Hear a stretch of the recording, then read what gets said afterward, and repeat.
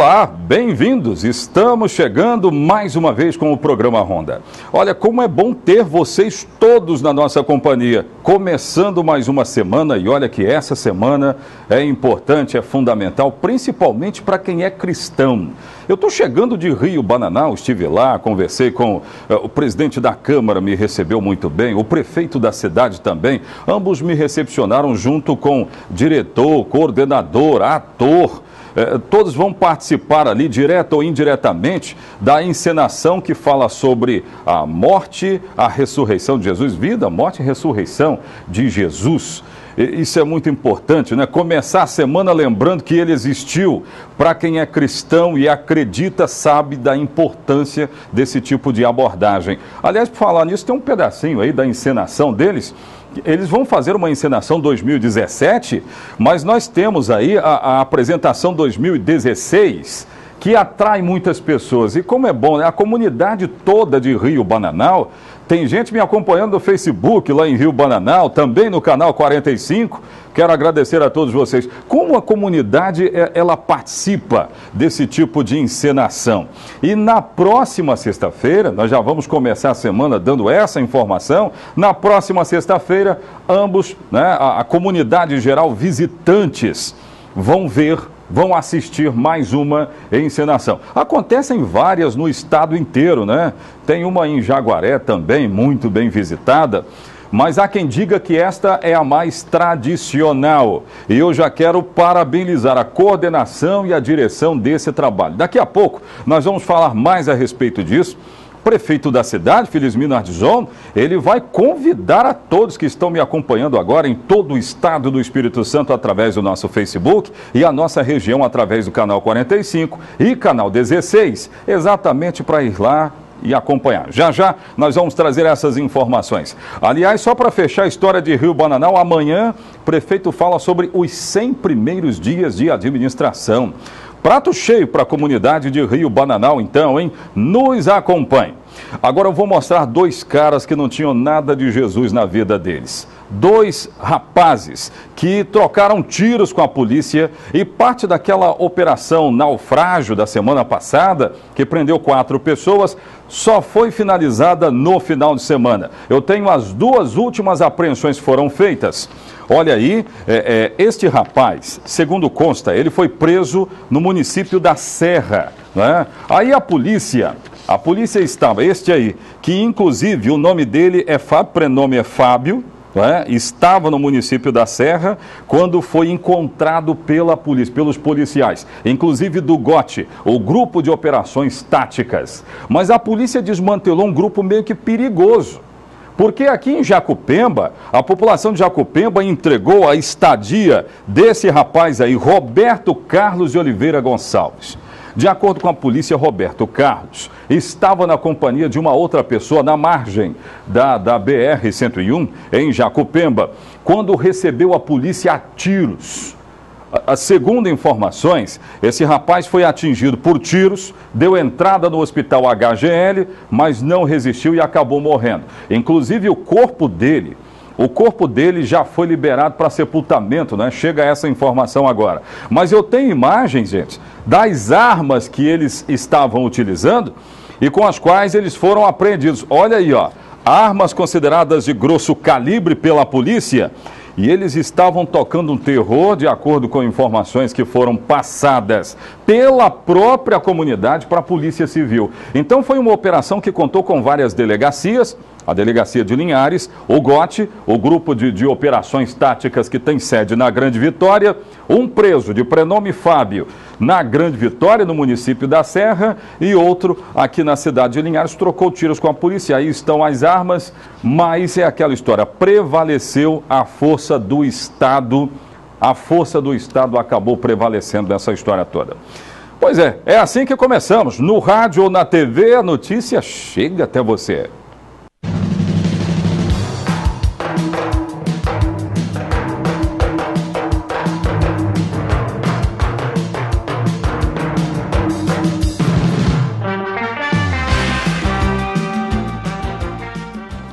vamos dar seguimento. O Ministério Público acatou uma denúncia, recebeu denúncia contra um professor que é ex-candidato a prefeito aqui no município de Linhares. De acordo com o embasamento do Ministério Público para aceitar esta denúncia, ele se apropriou indevidamente do que supostamente pertence à União. Nós vamos entender um pouco mais dessa história. Vamos saber, põe no ar. O local onde as peças arqueológicas foram encontradas é uma casa abandonada que fica na região de Barra Seca, litoral de Linhares, usada como museu. A ordem para a remoção das peças foi dada pela Justiça Federal. O material estava em péssimas condições de acondicionamento, sem nenhum tipo de registro ou catálogo, com referências ao local onde foi extraído ou referência histórica, esgotando completamente qualquer valor de patrimônio histórico desse material. O Ministério Público Federal acusa o arqueólogo João Luiz Teixeira de apropriação indébita e de crime contra o patrimônio da União pela retirada irregular de material de sítios arqueológicos em locais onde seriam erguidos empreendimentos imobiliários em Linhares. Havia vários empreendimentos, loteamentos, em que ele fez a retirada do material para posteriores estudos em laboratório e que esses estudos não foram completados. O Ministério Público Federal já deu oportunidade, antes de oferecer a denúncia, de ouvi-lo. Ele teve a opção, que é um direito constitucional, de permanecer calado. Então nós continuamos as investigações e chegamos à conclusão que era um caso de denúncia. De acordo com a denúncia, boa parte do material apreendido foi retirada desta área, onde seria feito um loteamento aqui na cidade de Linhares. Como as peças arqueológicas não estavam catalogadas, fica difícil saber a origem delas, o que, na opinião do Ministério Público Federal, representa um grave prejuízo para o patrimônio histórico da União. Em paralelo a essa ação judicial, já corria uma ação civil pública proposta pelo IPHAN, por conta dessas condições precárias de acondicionamento. Nessa ação civil pública, o juiz federal deu uma liminar determinando a retirada do material e seu alocamento para o museu em São Mateus, ou seja, o material já está de posse do IPHAN. Por causa dessas irregularidades, a licença para um dos empreendimentos foi suspensa e a empresa que contratou o arqueólogo para fazer o serviço procurou o Ministério Público e fez a denúncia. Além da condenação pelo prejuízo ao patrimônio histórico, o Ministério Público Federal quer ainda que o arqueólogo catalogue o acervo apreendido. Nessa ação civil pública proposta pelo IPHAN e que tem a intervenção do Ministério Público Federal, já está pedido que o senhor João Luiz faça esse estudo, faça esse catálogo, fazendo uma relação do material apreendido com a sua origem, com a sua questão histórica. Porque esse material, mesmo estando bem acondicionado, mas sem esse registro, ele perde seu valor histórico. Pois é. Gente, daqui a pouco eu volto, eu vou trazer informações de Rio Bananal, da encenação que vai acontecer na próxima sexta-feira. Coloca lá de novo aquela imagem para mim, da comunidade se envolvendo, os atores, a maioria deles são da comunidade, são bem ensaiados, bem instruídos. E é bom a gente informar a sociedade daquilo que é cruel, é ruim, é a face cruel da sociedade, mas tem coisa boa também. Fato é esse aí que nós estamos mostrando. Daqui a pouco você vai saber de mais detalhes do que vai acontecer na próxima sexta-feira em Rio Bananal. Trago também o Dr. Oswaldo Ambrosio Júnior aos estúdios do programa Ronda. Volto já. Olha só quem me visita, doutor Oswaldo Ambrosio. Tudo bem, doutor? Graças a Deus, José. Tudo ótimo agora. Vou abordar com o doutor Oswaldo uma sugestão de pauta que chegou no nosso WhatsApp, olha o número aí, 99850-6060. Pagar o IPVA e pedágio é uma cobrança dupla? Como é que é o negócio? Você paga o IPVA, mas aí depois você vai lá e paga o pedágio e ambos tem o mesmo ideal, pelo menos no raciocínio de um dos nossos telespectadores. Aí nós acionamos o nosso jurídico para falar a respeito disso. Doutor Oswaldo, nós estamos falando de uma cobrança dupla, sim ou não? Ou cabe pelo menos uma discussão? Cabe discussão, porque eu me recordo, Osés, que o ano passado ou o ano retrasado, o governo do estado disse que estava fazendo uma adequação na cobrança do IPVA por conta da questão do pedágio. Agora, se realmente, Oséias, houve uma adequação, se houve uma redução proporcional, isso o Ministério Público deve esclarecer, isso o Departamento de Estrada e Rodagem do Estado do Espírito Santo, a ECO 101, deve fazer o que, Oséias? Prestar conta à população. Então quer dizer que o nosso telespectador ele tem razão Quando ele pensa dessa forma, não é dando um veredito, mas pelo menos abordando o assunto. Poxa vida, será que eu não estou pagando duas coisas para uma só? Será que isso não está acontecendo? Zé, parabéns para o telespectador, porque realmente essa analogia ela procede.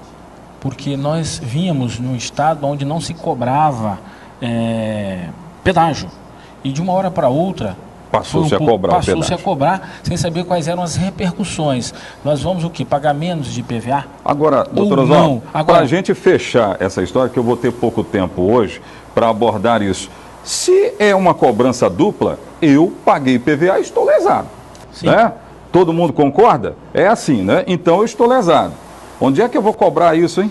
Zé, como eu disse, você deve fazer uma solicitação junto a empresa Eco para saber, olha só, o que foi levado em consideração na última reunião, por exemplo, que estabeleceu o aumento do pedágio. Foi levado em consideração a questão da taxa do IPVA do nosso estado? O que o governo do estado propôs a título de compensação para aquelas pessoas que utilizam as estradas onde é cobrado o pedágio e ele ainda paga o IPVA?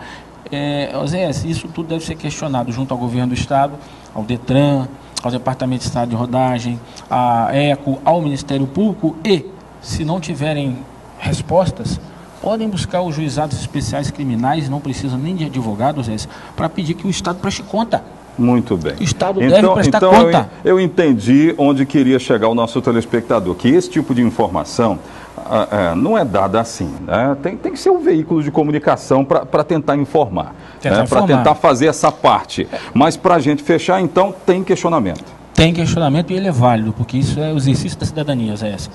O Estado pode cobrar, ele tem que reverter isso em proveito dos cidadãos, e a gente não vê isso, infelizmente, acontecer com frequência, e é bom que o cidadão faça esses questionamentos e saiba que, se por um acaso a administração pública, por meio dos seus veículos ali de comunicação, não presta as informações, busque a justiça. Inclusive, às vezes, os juizados especiais, criminais, fazendários, estão sendo muito pouco utilizados.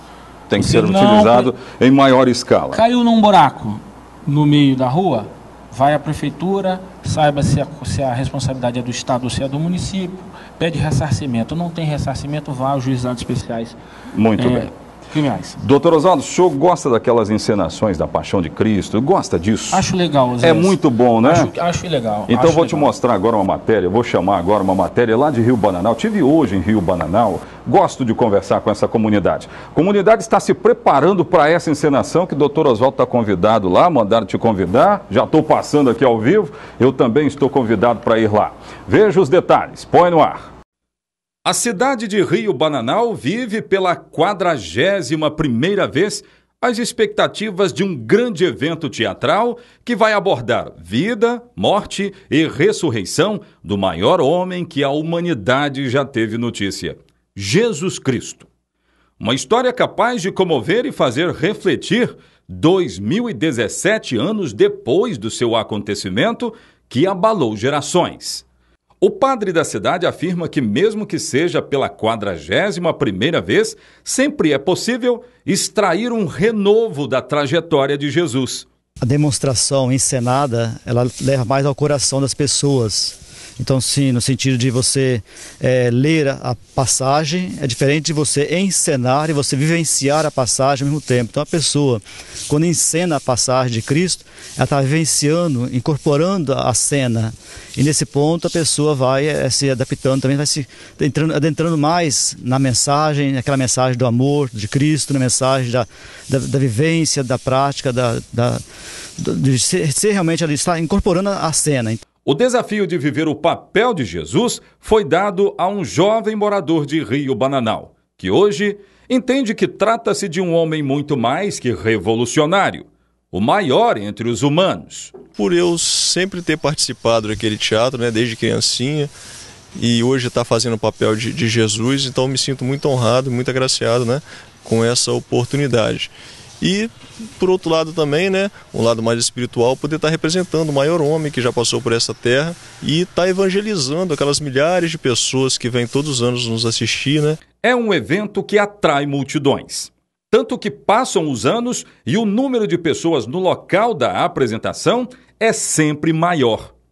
Diretor e coordenador do evento afirmam que trata-se de um desafio importante contar essa história. A importância é a evangelização, porque essa peça leva a palavra de Deus, né, a toda a história da humanidade, principalmente da história de Jesus Cristo, que no qual deu para nós a garantia da ressurreição. Primeiro é um orgulho que eu tenho muito grande de estar participando e de levar uma mensagem para as pessoas que sempre nos visitam nesses 41 anos, mostrar o Jesus histórico e o Jesus salvador, né?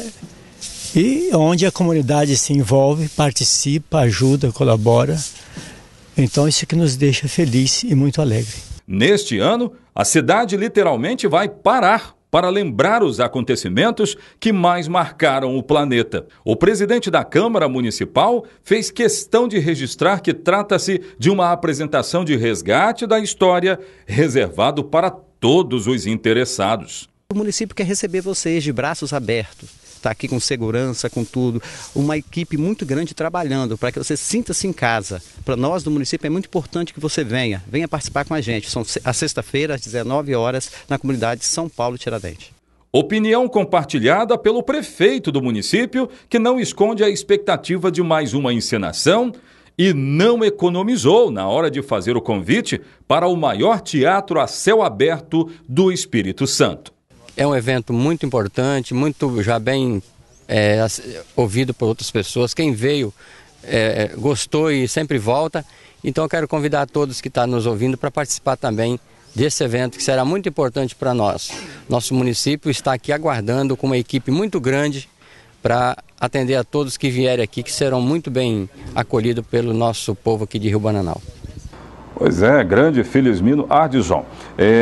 Rio Bananal, então, vive essa expectativa muito grande. Eu confesso que eu gosto dessa abordagem.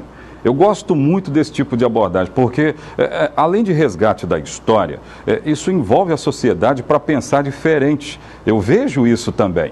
Daqui a pouco de volta teve um acidente gravíssimo perto de João Neiva. Eu vou mostrar imagens, são imagens do site Eu Vi em Linhares, não é? Nós vamos trazer daqui a pouco essas informações. Segura aí. Vamos seguindo então com o programa Ronda. Infelizmente tem imagem de acidente para mostrar. Atenção, hein? Um acidente que aconteceu na BR-101 ou BR-259, né?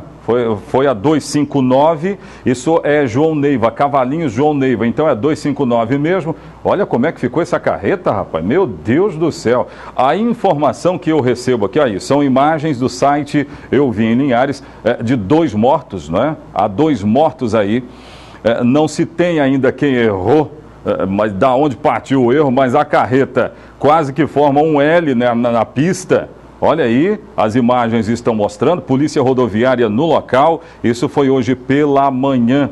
O trânsito ainda continua lento por lá porque há alguns destroços oriundos dessa batida, que não foi pouca coisa não, hein? Olha isso, rapaz, não foi pouca coisa não.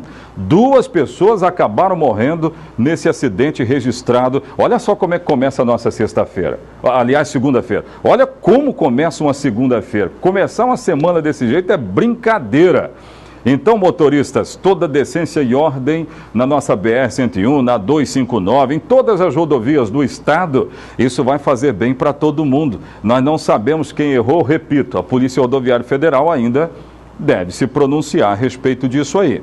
Mas foi uma senhora pancada, viu? Foi uma senhora pancada o que aconteceu.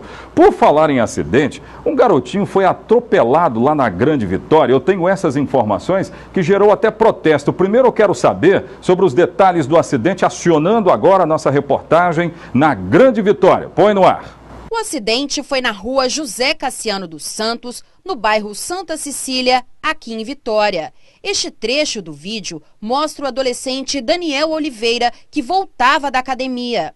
De repente, o carro vem em alta velocidade, atropela Daniel e o outro jovem que passava na hora. Daniel não resistiu aos ferimentos. Rapaz, eu fiquei daqui estarrecido. Mas o que você viu agora há pouco gerou protesto. Eu quero agora informações do protesto lá na Grande Vitória. Põe no ar. Os estudantes do Colégio Estadual, onde Daniel Oliveira Ribeiro da Costa, de 15 anos, estudava, caminharam da casa do estudante em Fradinhos, na capital, até a rua José Cassiano, local do atropelamento. Com faixas e cartazes, eles pediam por justiça. O manifesto vem com o objetivo de homenagear o Daniel e falar que a impunidade não vai passar. A nossa geração está aqui para mostrar que isso não vai mais passar. A gente vai mudar isso. O estudante foi atingido por um carro desgovernado, enquanto esperava pelo ônibus aqui neste ponto da rua José Cassiano, no bairro Santa Cecília, em Vitória. Ele chegou a ser socorrido, mas não resistiu aos ferimentos. Neste vídeo, registrado momentos depois do atropelamento, dá para ver o estudante no chão e o carro bastante destruído com o impacto da batida. Testemunhas disseram que o veículo estava em alta velocidade. Assim que chegaram ao local do atropelamento, os estudantes bloquearam o trânsito nos dois sentidos da avenida. Eles sentaram no chão e fizeram 1 minuto de silêncio em homenagem ao estudante morto. As leis são muito fracas. Até agora, o responsável pelo crime não foi punido. A gente está sofrendo uma impunidade.